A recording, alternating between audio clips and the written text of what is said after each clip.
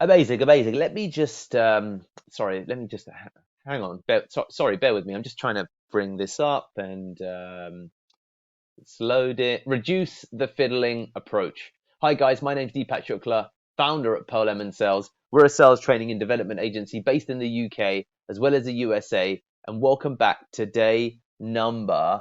Let me see, 1, 2, 3, 4. Welcome back to day number 4 of 100. Of the 17 additional strategies as part of this training program. And today we're going to be talking about reduce the fiddling. So fundamentally, with reduce the fiddling, you can ignore that part there.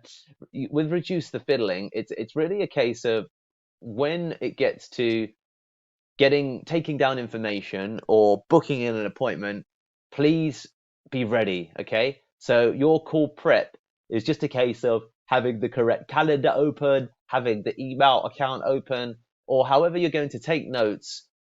You need to just make sure that it's straightforward. I've seen it happen on calls where everything's going quite well, but then when it comes to booking, the person who's making the call, the salesperson, just doesn't have the correct tabs open, is not getting the information down correctly, and it all just the energy of the call just takes a nosedive, and it can play out something to the effect of, okay, amazing. Sorry, what your email is Kirsten, so that's what K-E-R. No, sorry.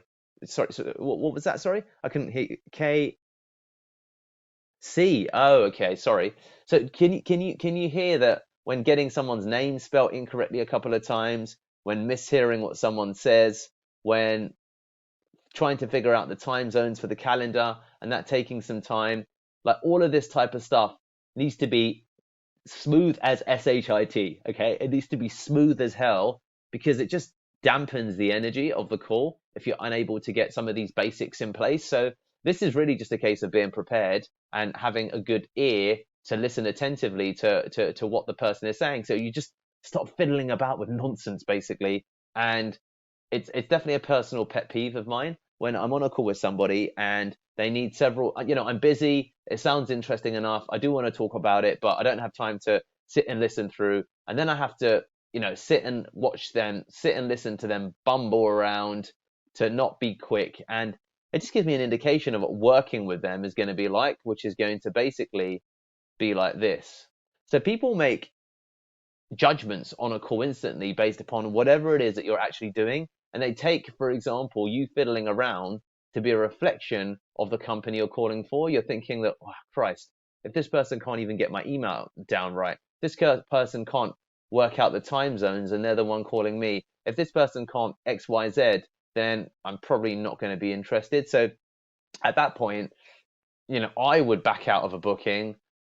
Not everyone would, but their desire to attend the actual appointment will diminish, and therefore the heat or the value of that prospect will immediately plummet because you're screwing up the booking because you keep fiddling around or fannying about with stuff that really should be completely straightforward. So please do make sure that you've got the correct time zones sorted out, that you're able to take down the email the first time, and that whole process seems smooth. And in the instance that your technology is failing or it's not working for you, with you, just take the details down anyway smoothly on a piece of paper, and then just follow up and book it all in after. Okay, so on the call you can keep it as smooth as possible, and then after the call you can go ahead and do the admin, especially if the admin is a bit onerous or it's just something that's got a high level of fiddle, shall we say. If there's a form you need to take people through, if there's got an awkward, if it's got an awkward check box or drop down box and stuff to that effect, it could well mean that it's going to be a pain to do it all live on the call. Maybe your internet's playing up, so just be prepared also to write stuff down. If I'm being honest, just write it down, follow it up. And also, if you keep mishearing someone's email, don't forget that if we go back all the way back to VoIP training day number 3, VoIP versus mobile dials, your call should be fundamentally recorded, which means that you can just return to the call recording. Okay, so you can just return to the call recording rather than continually asking the prospect, huh, what now, what did you say, what was that, come again, because all of this stuff can just really damage the actual atmosphere or mood of the call. So please, please just reduce the fiddling. If you have to fiddle, do it off the call. If you can't make something out, don't worry, because you've got the call recording to return back to, and you can make it out there. This is in those instances where you've asked more than once. Your grace period is definitely once, but if it's going to be continuous and you go over the one time, oh, could you just bear with me a second? Then and the problem, and I don't even like one bear with me a second, is because you have full intention for it to be, for example, once, but then what happens is several other problems occur, and once you're in there, could you bear with me a second? You just give me a second. Oh, sorry, it's playing up.